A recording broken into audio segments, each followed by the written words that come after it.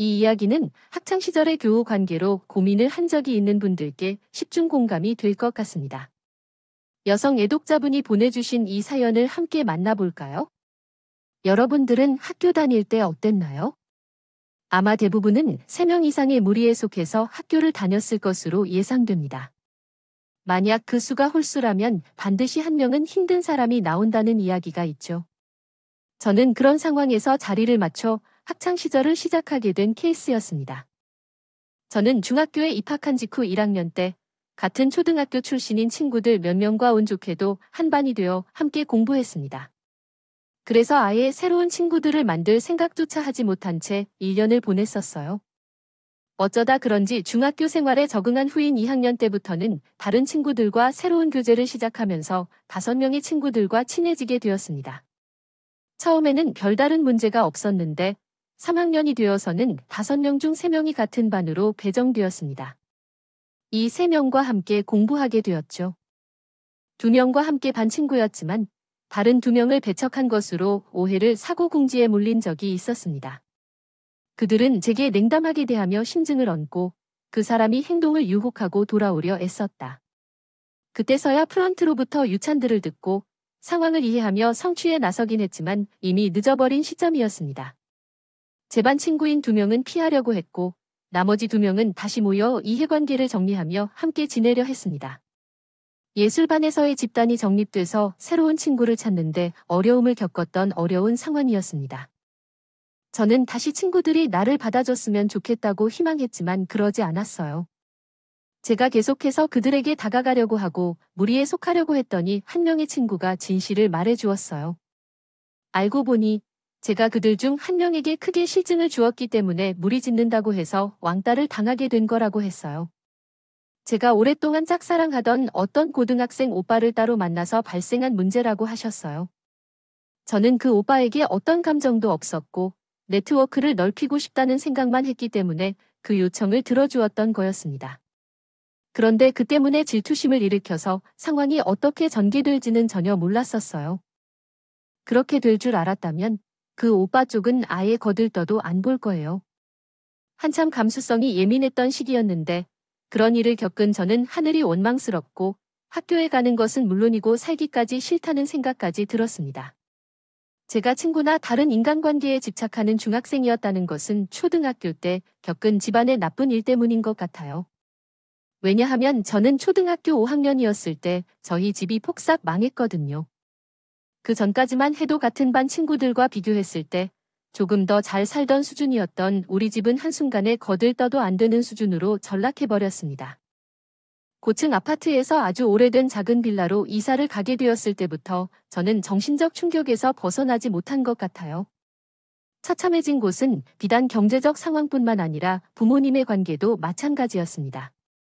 두 분은 서로에게 날이선 비난을 툭하면 쏟아내시고 이혼하자는 말은 예사로 꺼내셨으며 너 죽고 나 죽겠다는 식의 언쟁까지 당신들의 자식들이 보는 앞에서 내뱉으셨습니다. 내가 알던 엄마 아빠가 아니에요. 우리 집이 왜 이렇게 되었을까? 나는 어쩌면 앞으로 평생을 이렇게 살아야 하는 건가요?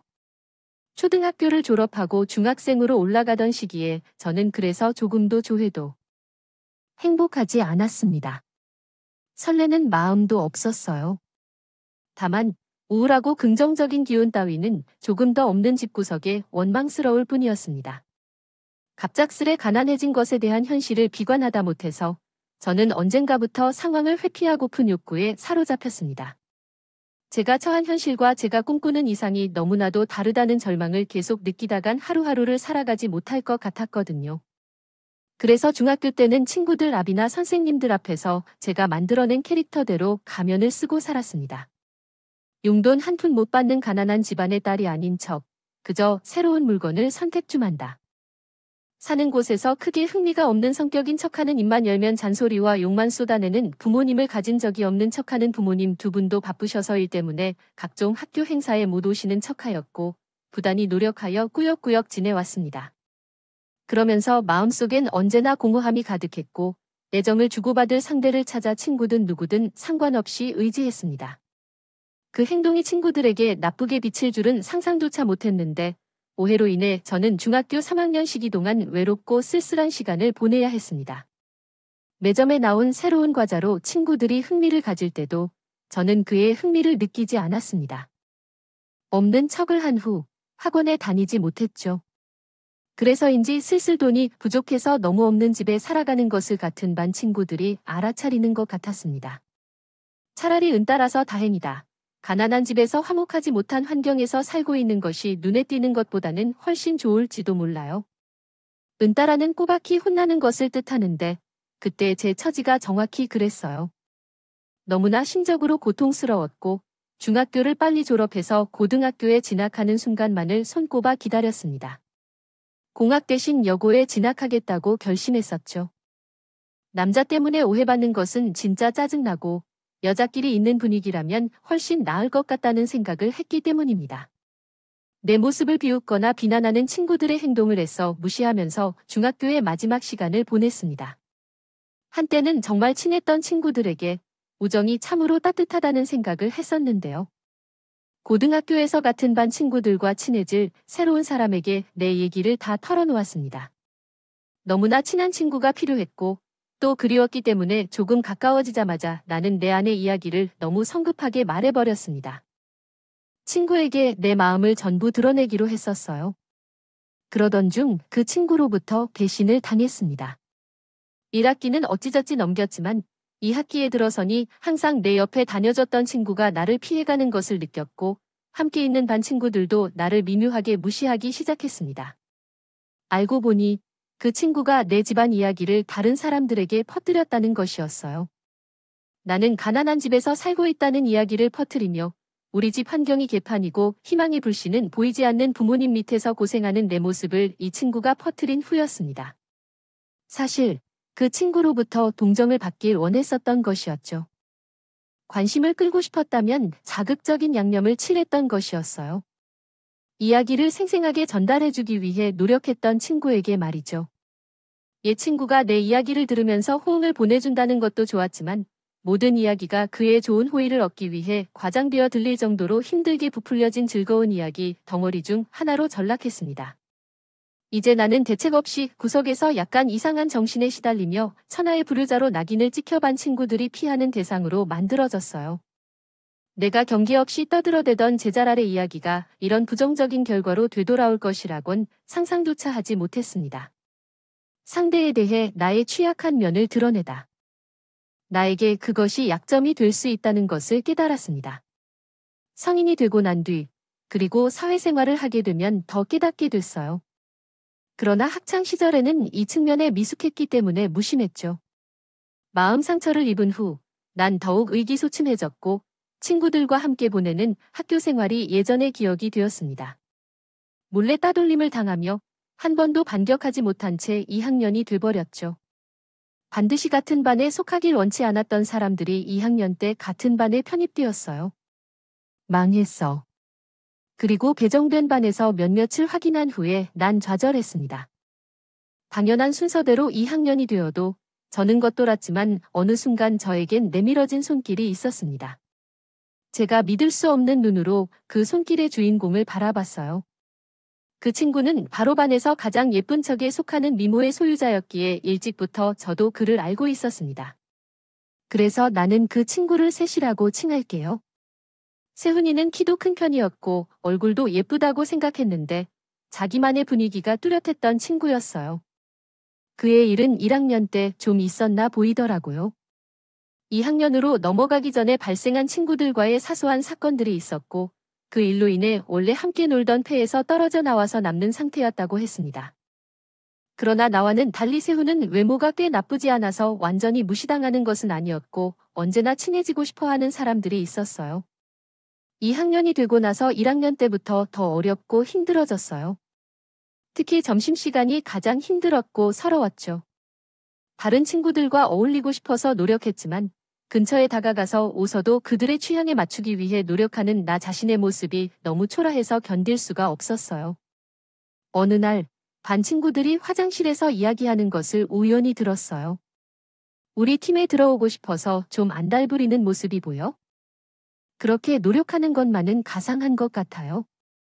생김과 행동이랑 그렇게까지 가난해 보이게 하는 거라고 볼까?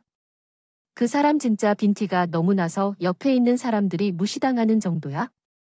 집이 없어도 티가 안 나는 사람들도 있던데 왜 그래서 퇴근하는 거야? 그런 대화를 엿들었는데도 나서는 대신 소리치거나 무시하는 행동을 하는 거 나 자신이 죄스러워요.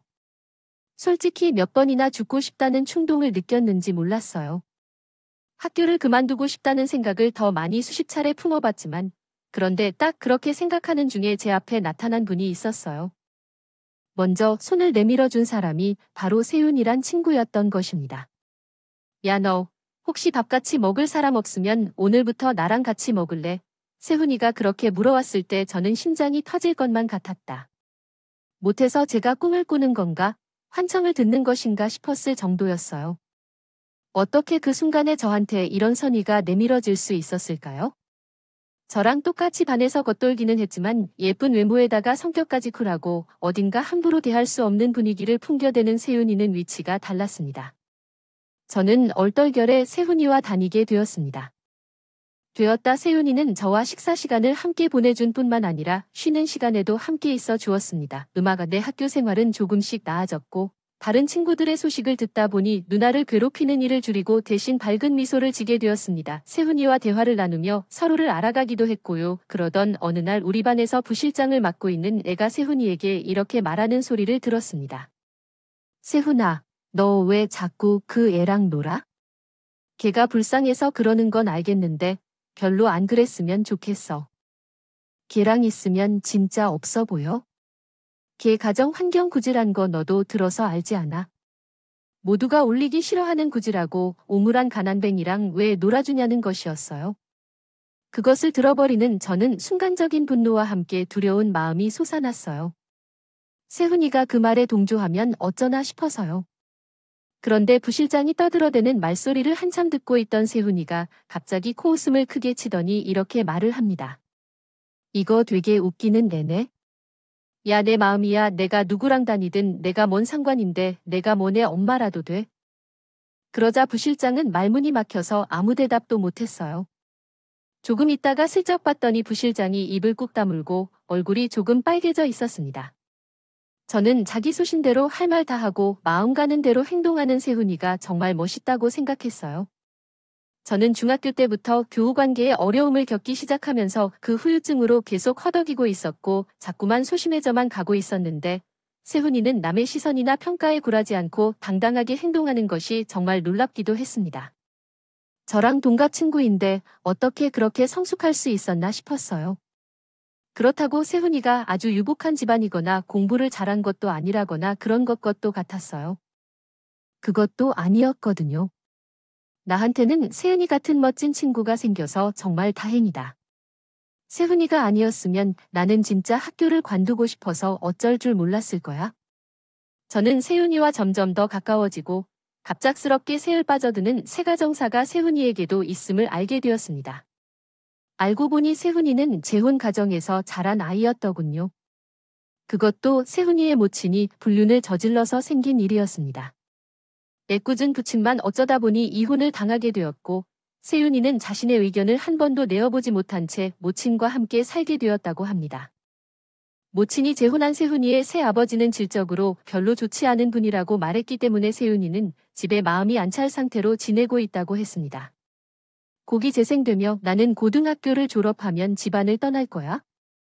대학에 가면 내 자유로운 세상이 될 것이니 라고 말했습니다. 세훈이가 그렇게 말한 후 나는 거의 처음으로 대학 생활에 대해 진지하게 생각해 보게 되었습니다.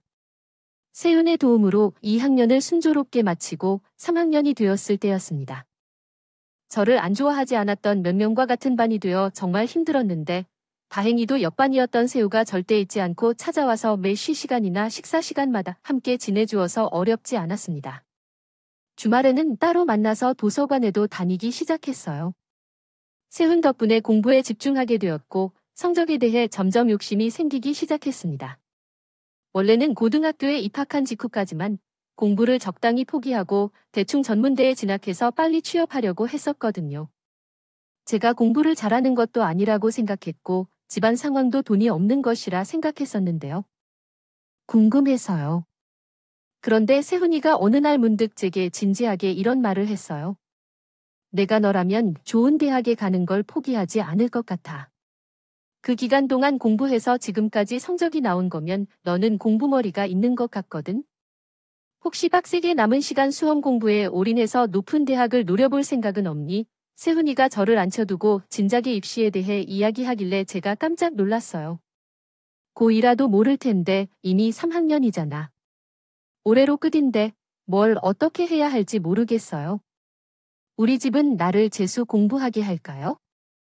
형편도 안 되지만 기한이 너무 짧게 남아서 나는 아마 안 될 것 같아요. 제가 자포자기로 고개를 가로세웠지만 세훈이는 굴하지 않았어요. 세훈이는 저한테 용기를 불어넣어 주면서 계속할 수 있다는 말을 했거든요. 부담스러웠지만 한편으로는 누군가에게 관심과 의문을 받는 것이 기뻤어요. 제가 애정에 목말라 있는 아이였기 때문에 그런 따돌림 속에서도 친구 관계를 포기하지 않고 제가 뛰어들 수 있는 무리를 찾아서 하염없이 헤매며 비웃음을 당하면서도 친구를 만들어 보고 싶어서 아등바등했던 거예요. 그러던 중에 세은이가 전적인 신뢰를 보내주었기에 저는 감히 그 믿음에 배신당한 엄두는 안 났다. 나에게만 손을 내민 유일한 존재. 그는 내 어두웠던 학교 생활을 밝은 등대처럼 변화시켜준 세은이에 대해 내가 결심했다. 세은이를 위해 마지막으로 남은 시간 동안 공부에 열중해 보기로 했다. 나는 고3 때 담임 선생님이 입시 상담을 하러 왔을 때 그는 나에게 말했다. 내가 갈 수 있는 대학의 수준은 이 정도야. 하지만 그 현실을 받아들이지 않고 나는 포기하지 않기로 했다. 나는 끝까지 포기하지 않고 더 높은 대학을 향해 나아가겠다는 의지를 드러내어 담임 선생님을 곤란하게 만들었다. 세윤이는 나에게 공부머리가 있다고 말했다.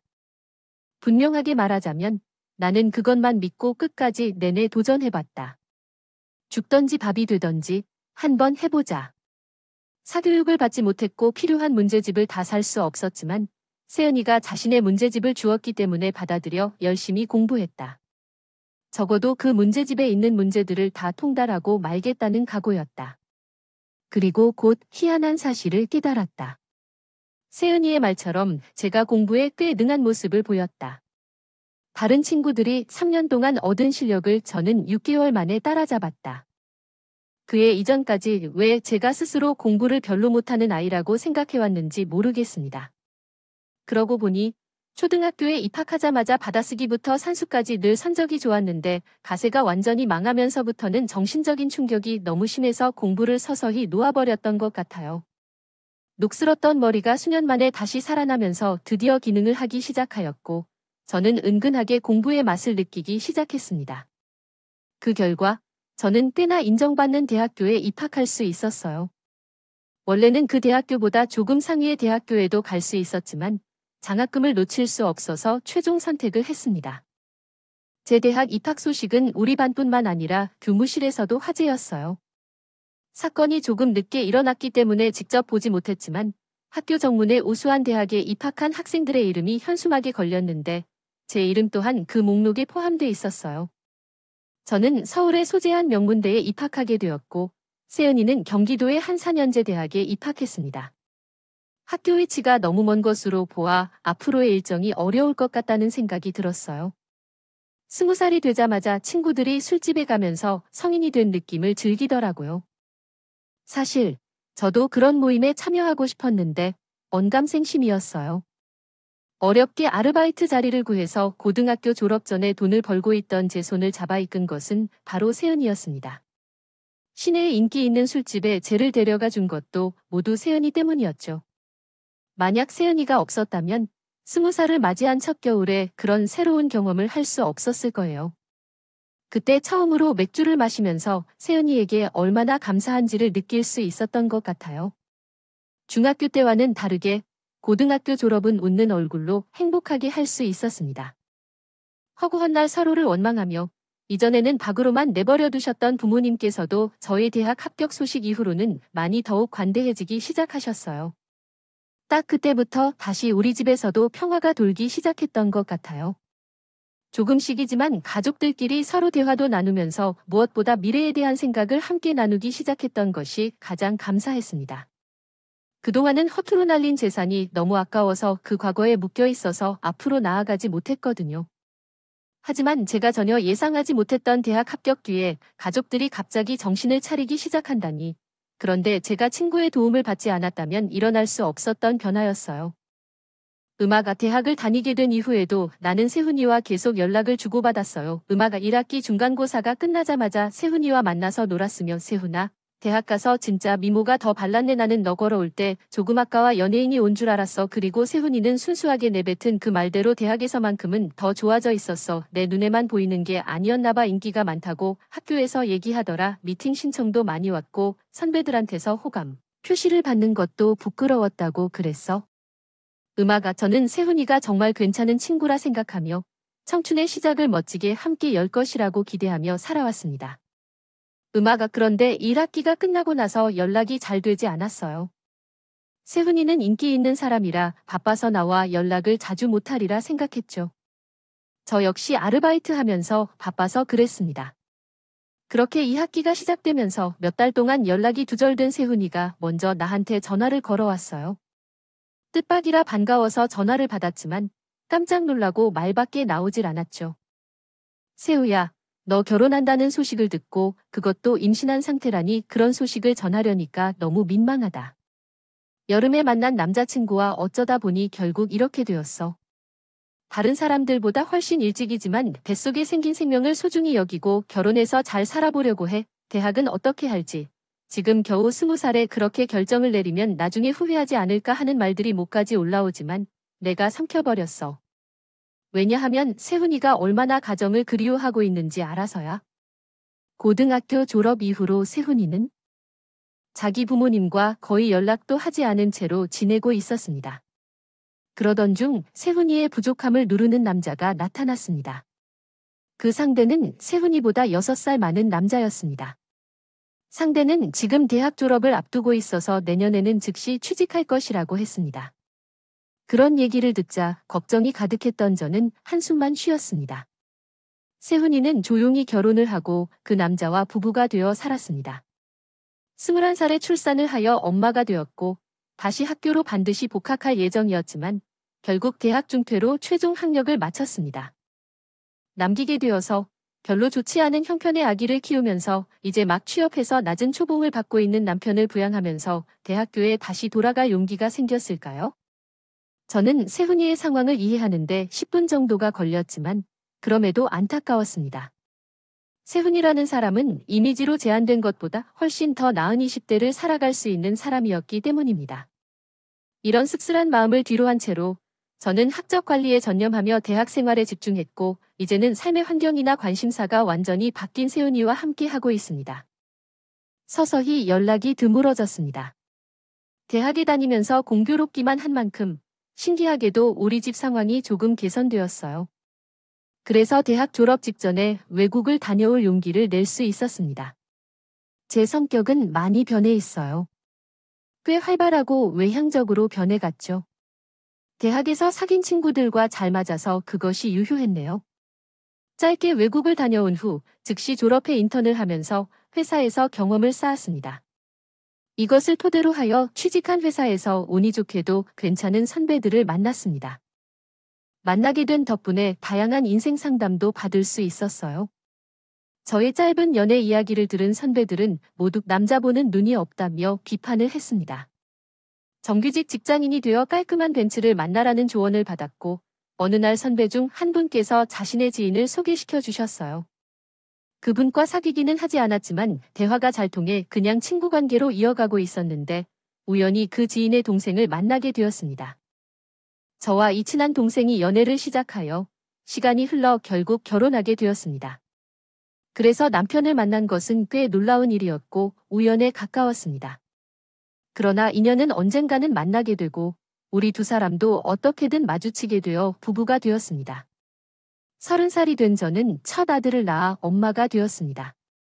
그해 제 친구인 세훈이 이혼을 했습니다. 10년 만에 이혼한 세훈이는 상당히 지친 모습이었습니다. 이유는 원활한 합의 이혼이 아니었던 것이라기보다는 진흙탕에 빠진 개싸움이었다고 말했으며 그 과정에서 음해를 당한 세훈이는 자신의 딸마저 전 남편에게 빼앗겼다고 했다고 합니다. 정신없이 서툰 육아를 하고 있던 나는 세훈이의 소식에 깜짝 놀랄 수밖에 없었고 하지만 제 일상이 벅차서 코가 석자였던 시기였기 때문에 애석하게도 세훈이에게 세심한 신경까지는 못 쏟을 수밖에 없었습니다. 세은이는 이혼을 겪은 후 정신적으로 너무 힘들어서 경제적으로 살아가기 어려운 상황이었습니다. 하늘도 무심하시지만 세훈이가 자신의 친척 언니를 이식사고로 잃기 전까지는 생각했던 것처럼 지내던 시절이었습니다. 저는 세훈이의 사촌 언니를 한 번 만난 적이 있어서 뒤늦게 비보를 접하고 큰 충격을 받았습니다. 그 사촌 언니는 아직 결혼하기 전이었고 집안에서 효녀로 자란 성실한 사람이었습니다. 모처럼 돈을 모아 해외여행을 가다가 여행 중 교통사고를 당해 비명 속에 떠났습니다. 머나먼 다른 나라에서 갑작스럽게 세상을 떠난 것을 알게 된 세훈이는 큰 상실감을 느꼈습니다. 한동안 피폐하게 지내던 세훈이는 어느 날 나에게 연락을 하게 되었습니다. 그에게 연락하기 전에 여러 번도 더 고민을 했던 것 같아요. 아마도 정말 어려운 마음을 안고 있었을 테지요. 음악아, 정말 죄송하지만 이런 부탁을 드려 죄송합니다. 너무 부끄러운데 지금 저에게 손을 내밀어 줄 수 있는 사람은 너뿐이라서 따라서 혹시 돈을 빌릴 수 있을까요? 세훈아, 미안한데 요즘 너에 대해 많이 생각해서 혹시 어떤 사정으로 돈이 필요한지 자세히 말해줄 순 없는데 얼마나 필요한지 긴 설명하기가 약간 그렇고 죄송하지만 500만 원만 빌려주면 좋겠어. 정말로 필요해서 이렇게 말하게 됐어요. 제일 급한 일이야. 500만 원이 지금 당장 필요해. 내 통장에 현금 500만 원이 있는지 확인해봐야 할 것 같아. 지금 내 상황이 어려워서 그 돈이 꼭 필요해. 나는 꼭 갚을 거니까 도와줘. 현금으로 500만 원이 예상한 것보다 크게 나올 줄은 몰랐어. 그 돈은 제가 두 번째 딸을 출산한 후였어. 돈을 받아야 할 곳들이 많이 있어서 제가 선택을 못하고 망설이게 되었어.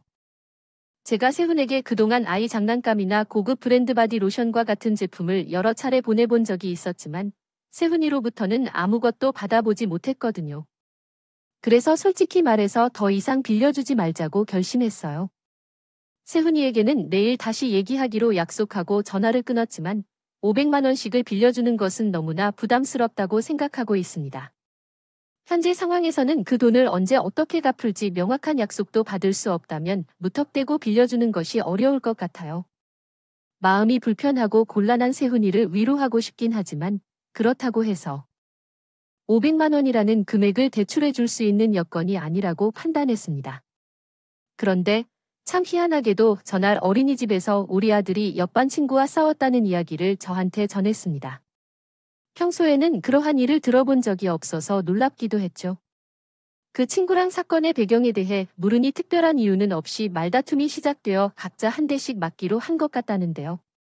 그러면서 우리 아들은 내일 어린이집에 가지 않겠다고 했는데 그 이유가 무엇인지 물어보았습니다.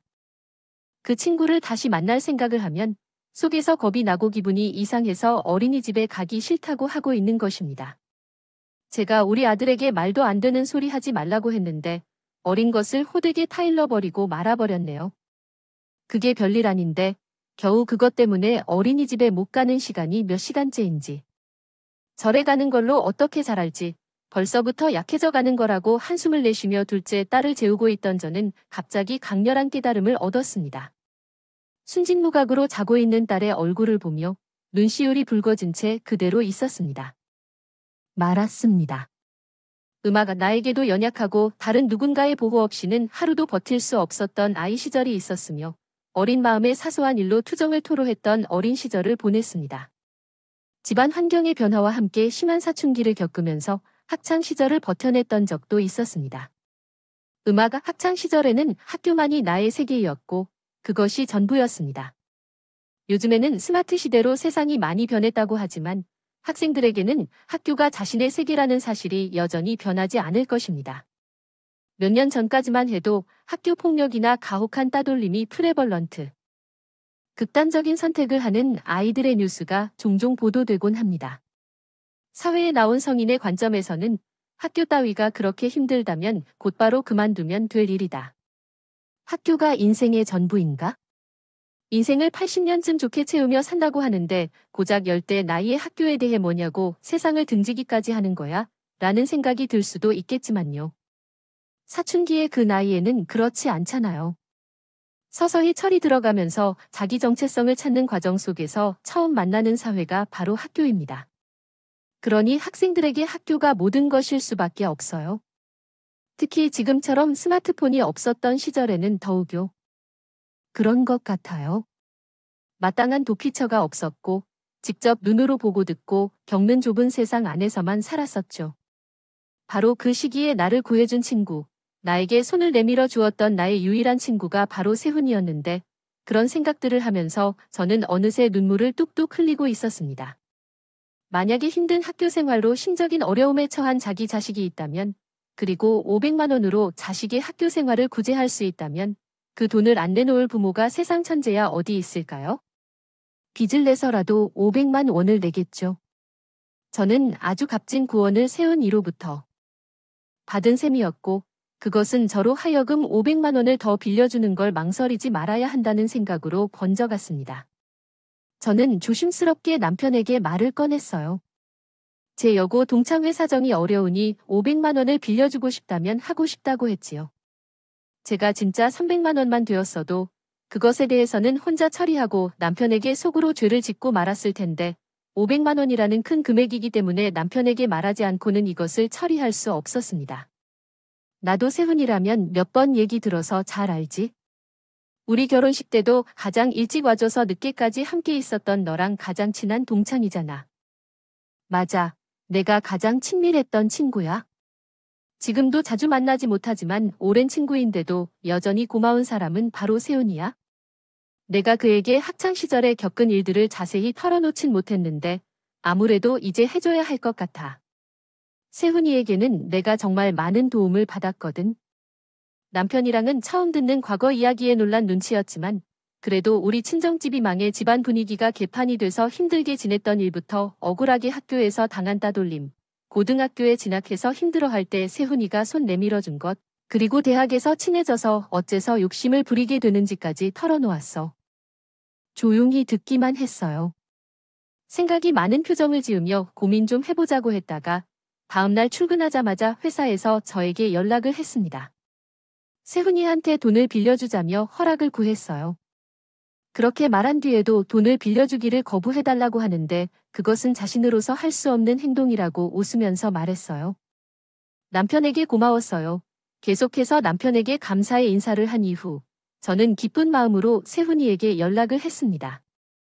오늘 약속대로 500만 원을 보내겠다고 하니까 세훈이가 깜짝 놀랐습니다. 잠시 후에 조금 울먹이는 목소리가 나왔어요. 저는 예전부터 세훈이 앞에서 가끔 눈물을 보였지만 세훈이가 우는 모습을 보고 고해본 적은 한 번도 없었어요. 매사에 쿨하고 당당하고 강인한 친구였기 때문이죠. 그러나 세훈이가 정말 고맙다면서 눈물 섞인 목소리를 내자 제 마음이 뭉클해졌습니다. 솔직히 사람 마음이라는 게 참 간사하고 이중적이고 그래요. 세은이가 이 돈을 갚지 않으면 어떡하지 싶은 걱정에 앞선다는 것은 어쩔 수 없죠. 그래도 빌려주기를 잘한 마음도 있습니다. 당신은 부인의 세훈을 도울 수 있고 우정을 지킬 수 있어서 참으로 다행스럽다. 세은이는 우리 부부 덕분에 급하게 꺼야 했던 불을 끌 수 있게 되었다며 감사의 말을 반복했다. 그리고 사흘 뒤에 연락을 받아서 올해 안에 꼭 갚겠다고 약속했다. 그래, 알겠어, 세훈아. 하지만 그것보다 우리 얼굴 보고 밥이나 먹으면서 함께 지내는 게 좋을 것 같다. 여태까지 만나지 못한 것 같아. 너도 그러니 나도 마찬가지로 느끼는 것 같다. 이혼 전부터 너무 혼돈스러웠어요. 살아서 너와 연락하면서 자주 얼굴을 보면서 그렇게 지내고 싶었는데도 그러질 못했어. 우리 앞으로 그렇게 지내자. 나도 이제 시간을 보니 마음의 여유가 생기는 것 같아요. 모처럼 밝은 주제로 통화를 이어가다 보니 금세 재미있게 대화가 이어졌어요. 대학에서도 괜찮은 친구를 사귀었고 직장 생활을 하면서도 좋은 사람들을 만났지만 예상외로 종종 연락하면서 때때로 만나기도 하는 그 사람들보다 한참이나 연락이 끊기고 어느 날 갑자기 연락이 되거나 또 소식 없이 지낸다가 문득 세훈이처럼 한 번씩 연락하지만 만난 적이 없는 사람들이 있었어요. 편안한 느낌을 주지 않았습니다. 음아가 성인이 된 후 저와 인연을 맺은 사람들은 알지 못하고 상상하지도 못하는 제 학창 시절을 아는 사람은 세윤밖에 없어서 그래봤던 것 같아요. 예측하기 편안한 느낌이 들었어요. 얼마 후에 세훈이를 우리 집으로 초대했고 우리 아이들과도 인사시켜 주었어요. 특히 세은이는 우리 둘째 딸을 보며 정말 예쁘다고 말해 주었습니다. 음악 어떤 아기가 이렇게 예쁘지? 하면서 오만하게 호들갑을 떨고 있는 모습은 어쩔 줄을 모른다고 해요. 하지만 나는 그런 말을 하는 세훈이를 볼 때 예쁜 본성이라는 것이 참으로 어디 가지 않는다는 생각을 해요. 음악 마음고생을 오래 한 결과 초췌한 느낌이긴 했으나 세훈이 특유의 미모는 여전하더군요. 음악 나이가 들어서인지 이제는 성숙한 매력까지 더해진 것 같았습니다. 음아가 세은이를 보면서 저는 애들을 낳은 엄마가 되었다고 너무 퍼지지 말고 몸매를 관리하며 외모에 신경을 써야겠다는 생각이 들었습니다. 내가 종종 이렇게 느끼게 될까? 지하철을 타고 오다 보니 못 올 거리는 아니었네. 너희 집에 와서 이렇게 시간을 보내니까 너무 좋은 게 있네요. 세은이가 눈을 반짝이며 이야기할 때 어떻게 그녀 앞에서 거부할 수 있겠어요? 무조건 자주 와도 된다고 하길래요. 그날 세윤이는 우리 집을 나가던 길에 우연히 귀가하던 제 남편을 마주쳤어요. 서로 얼굴을 인사했는데 음악 소리가 나오기 시작했습니다. 그때 세은 씨가 나타나셨는데 오랜만에 만나는 것 같다며 다시 한번 정말 아름답게 생겼다고 했어요. 고등학교 때도 인기가 많았다고 했지만 당신이 그렇게 아름다우니까 여고 시절에도 인기가 많았을 거라 생각했어요. 그러나 남편은 혼잣말처럼 그런 어조로 말한 것이 아니겠죠. 제 친구의 외모를 칭찬한다는 건 그 사실 자체는 좋은 거 아니겠어요. 그 남자가 제 남편이라는 사실에서 왠지 마음이 조금 편치 않아 보였습니다. 세훈이를 보는 순간 그는 나이가 들어도 여전히 아름답다고 느끼는데 그 느낌이 더 강해졌던 것 같아요. 그럼에도 불구하고 그때는 다른 생각을 하고 지나갔지만 몇 주 후에 세훈이가 다시 우리 집에 놀러 왔을 때 남편과 우리 아이들과 함께 앉아 식사를 하고 과일을 자르면서 지낸 날이 있었어요. 그러나 유독 남편이 세은이를 보며 흘겨웃는 모습이 자꾸 눈에 거슬렸습니다. 세훈이 무엇을 말하면 큰 반응을 보여주었고 그 모습이 계속해서 제 눈에 거슬리기 시작했어요. 자신이 너무 못난 것 같아서 티를 내지 않기 위해 애를 썼습니다. 아무렇지 않은 척 사랑하는 제 남편과 가장 친한 친구를 대했습니다. 하지만 남편이 세훈이와 휴대폰 번호를 교환했다는 사실을 알고 나니까 심장이 쿵 가라앉고 말았어요. 만약 어떤 이유가 있다면 나를 통해서 전해도 되는 것인데 왜 굳이 번호를 서로 주고받았을까요? 비상 연락만이라는 핑계들은 뭐예요? 나 몰래 둘이서 계속 연락을 주고받는 건 아니겠지? 저도 모르게 그런 무난 의심을 품게 되었고 남편의 휴대폰이 자꾸만 잠금 모드로 되어 있어서 내용을 들여다볼 수 없다는 사실도 마음에 들지 않았습니다. 어느 날 둘째 딸을 데리고 동네 내과에 갔다. 토요일 오전임에도 불구하고 대기자가 없어서 진료를 금방 받고 집에 돌아왔다. 일찍 귀가해서 남편이 깜짝 놀랄 것 같아 집 안으로 들어갔는데 신발장에 낯선 신발이 있었다. 그 순간 아들이 달려와서 엄마, 그건 아줌마 신발인데 지금 아줌마랑 아빠가 안방에 있어 라고 말했다. 아들이 말한 아줌마는 세훈이었고 나도 모르게 정신이 피로했다. 돌아버린 채 빠른 걸음으로 안방에 들어갔다. 그 짧은 찰나에 오만 가지를 다시고 있으면서 안방 문을 열고 닫았다. 분노로 물든 나의 눈은 금세 휘둥그레했다. 세훈이는 손에 흰 봉투를 쥔 채로 그것을 남편에게 흔들며 문이 열리는 소리에 돌아본 것이었다. 남편은 난감한 표정으로 한숨을 쉬다가 나를 보고 딱 굳어버렸고 지금 상황은 대체 무슨 일이야? 세은아, 너는 왜 연락 없이 여기 있는 거야? 그 봉투는 또 무엇이냐? 당황한 나를 보며 세훈이는 앞을 막아야 할지 몰라 했다. 상황을 이해하지 못하는 나에게 상황을 설명한 것은 남편이었다. 이야기를 듣고서 손으로 입을 틀어막아야 했습니다. 속으로 울컥 올라오는 것을 참으려 했지만 그렇게 되었죠. 간략히 말하면 세훈이는 우리 부부에게 빌린 돈을 원금 이상으로 갚으려고 했던 것입니다. 제 계좌에 500만 원을 이체할 작전이었고 또한 현금 100만 원을 따로 준비해서 남편에게 쟤를 위한 선물을 사달라며 그 돈을 봉투에 넣어 전달하려고 했던 순간에 제가 포착했던 것이었어요.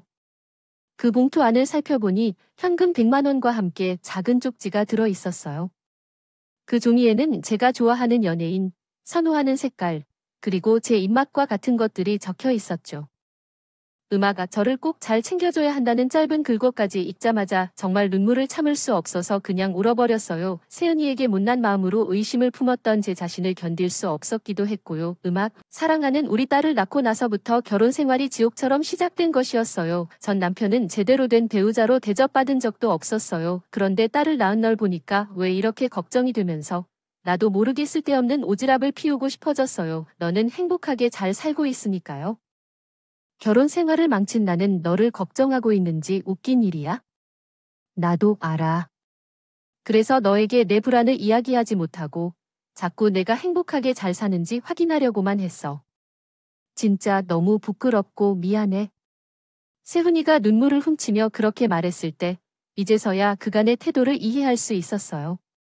10년의 힘든 결혼 생활에 시달린 세훈이는 쟤를 보면서 저도 혹시나 그렇게 될지도 모른다는 불안감을 한번 느낀 이후로 그것을 떨쳐낼 수가 없었다고 합니다. 그래서 제 남편이 진짜로 괜찮은 사람인지 저에게 잘 해주는 게 맞는지 의심을 품었던 거예요. 음아가 남편은 그런 세훈이를 안심시켜주기 위해서 세훈이와 함께 있을 때는 더 밝은 모습만 보였던 것 같아요. 그 모습을 보고 혹시 남편이 세훈이에게 호감을 품었나 하는 오해를 했었죠. 음아가 서로 마음을 열고 대화를 나누며 우리는 서로 갖고 있던 의심을 모두 없애기로 했습니다. 음아가 그리고 세훈이가 애를 써서 마련한 추가 100만 원을 결코 받지 않겠다고 강하게 거부했습니다. 음아가 당연히 남편의 의견도 일치했기 때문에 세훈이는 그것에 동의할 수밖에 없었죠. 그 뒤로 저는 세훈이와 함께하기를 더욱 가까워진 것 같아요. 예를 들어 우리는 아예 친한 자매처럼 느껴질 때도 있어요. 세훈이는 전 남편으로부터 자신의 딸을 되찾으려고 아직 힘들어하고 있는데 저는 그 과정에서 미약하게나마 도와주고 있어요. 또한 물질적인 지원뿐만 아니라 진심을 담아 도와주고 있어요. 서로에게 가장 큰 결핍이 있던 시기에 우리가 만났고 지금도 서로에게 우정을 쌓아가고 있어요. 음악